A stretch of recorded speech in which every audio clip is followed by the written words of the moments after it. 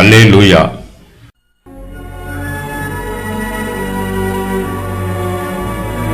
சங்கீதம் 111.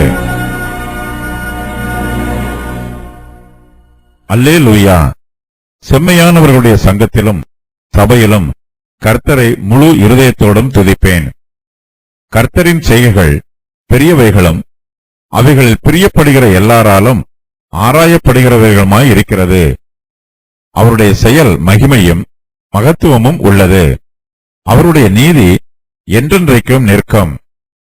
அவர் தம்முடைய அதிசயமான செய்கைகளை நினைவு கூறும்படி செய்தார். கர்த்தர் இரக்கமும் மன உருக்கமும் உள்ளவர். தமக்கு பயந்தவர்களுக்கு ஆகாரம் கொடுத்தார். தமது உடன்படிக்கையை என்றென்றைக்கும் நினைப்பார். இந்த சங்கீதத்திற்கு அல்லேலூயா என்னும் தலைப்பு கொடுக்கப்பட்டிருக்கிறது. சங்கீதக்காரர் இந்த தலைப்புக்கு ஏற்ற பிரகாரம் இந்த சங்கீதத்தை எழுதியிருக்கிறார். அவர் கர்த்தரை துதிக்க வேண்டும் என்று தனக்குத்தானே தீர்மானம் பண்ணியிருக்கிறார். நாம் தனிமையில் இருக்கும் போதும் கர்த்தரை துதிக்க வேண்டும், சபையிலும் கர்த்தரை துதிக்க வேண்டும். கூடியிருக்கிற விசுவாசிகளின் எண்ணிக்கை கொஞ்சமாக இருந்தாலும் அதிகமாக இருந்தாலும் நாம் கர்த்தரை நன்றியுள்ள இருதயத்தோடு துதிக்க வேண்டும். நம்முடைய குடும்பங்களிலும் கர்த்தரை துதிக்க வேண்டும். நம்முடைய வாசஸ்தலத்தின் பிரகாரங்களிலும் அவரை துதிக்க வேண்டும்.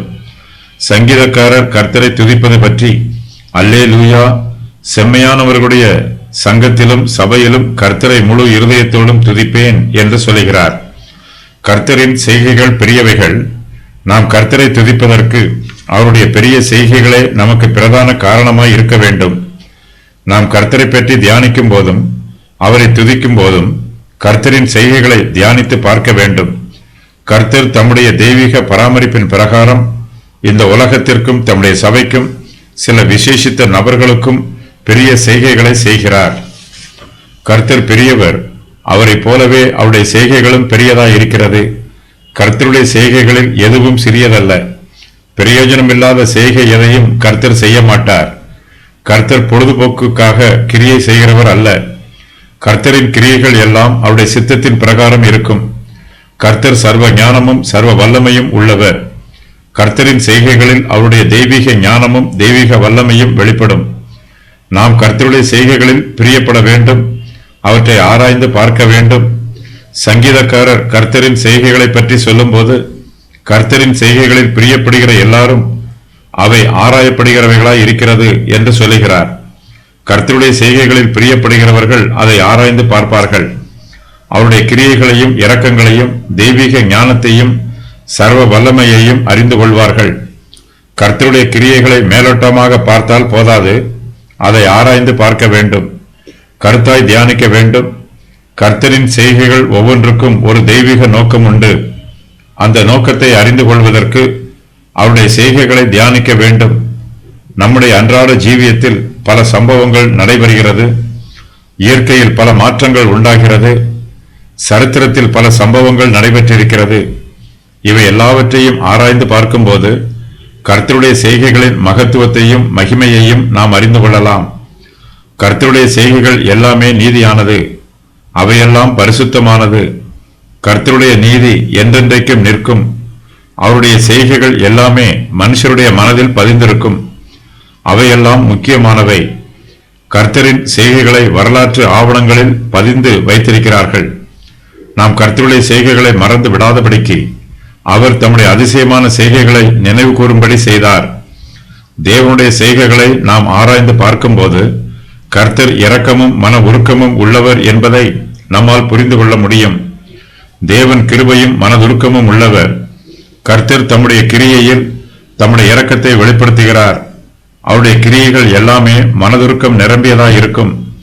கர்த்தர் தமது உடன்படிக்கையை ஒருபோதும் மறக்க மாட்டார். அவர் அதை என்றென்றைக்கும் நினைப்பார்.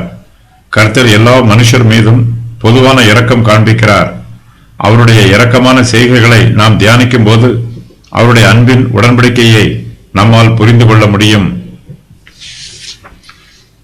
கர்த்தர் தமக்கு பயந்தவர்களுக்கு ஆகாரம் கொடுத்தார் என்று சங்கீதக்காரர் சொல்லுகிறார். இந்த வாக்கியத்தில் ஆகாரம் என்பது மன்னாவை குறிக்கும் என்று வேத பண்டிதர்கள் சொல்லுகிறார்கள். இஸ்ரவேல் ஜனங்கள் வனாந்திரத்தில் பிரயாணம் பண்ணினார்கள். அப்போது கர்த்தர் தம்முடைய ஜனங்களுக்கு மன்னாவை புசிக்க கொடுத்தார். கர்த்தரை துதிக்க வேண்டும் என்னும் பொருத்தனை செம்மையானவர்களுடைய சங்கத்தில் துதிப்பேன். சபையில் கர்த்தரை துதிப்பேன். முழு இருதயத்தோடு துதிப்பேன்.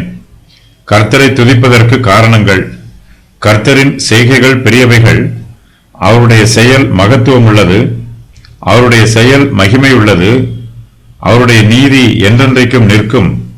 அவர் தம்முடைய அதிசயமான செய்கைகளை நினைவு கூறும்படி செய்தார். கர்த்தர் இரக்கமுள்ளவர், கர்த்தர் மன உருக்கமுள்ளவர், கர்த்தர் தமக்கு பயந்தவர்களுக்கு ஆகாரம் கொடுத்தார்.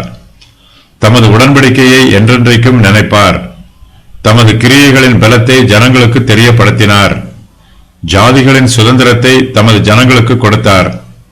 கர்த்தருடைய கரத்தின் கிரியைகள் சத்தியமும் நியாயமும் ஆனவைகள். அவருடைய கட்டளைகள் எல்லாம் உண்மையானவைகள். அவருடைய கிரியைகளும் கட்டளைகளும் என்றென்றைக்கும் உள்ள சதா காலங்களுக்கும் உறுதியானவைகள். அவைகள் உண்மையாய் செய்யப்பட்டவைகள், அவைகள் செம்மையுமாய் செய்யப்பட்டவைகள். கர்த்தர் தமது ஜனங்களுக்கு மீட்பை அனுப்புகிறார். தமது உடன்படிக்கையை நித்திய உடன்படிக்கையாக கட்டளையிட்டார். கர்த்தருடைய நாமம் பரிசுத்தமும் பயங்கரமும் ஆனது. கர்த்தருக்கு பயப்படுதலே ஞானத்தின் ஆரம்பம். அவருடைய கற்பனைகளின்படி செய்கிற யாவருக்கும் நற்புத்தி உண்டு. அவர் புகழ்ச்சி என்றென்றைக்கும் நிற்கும்.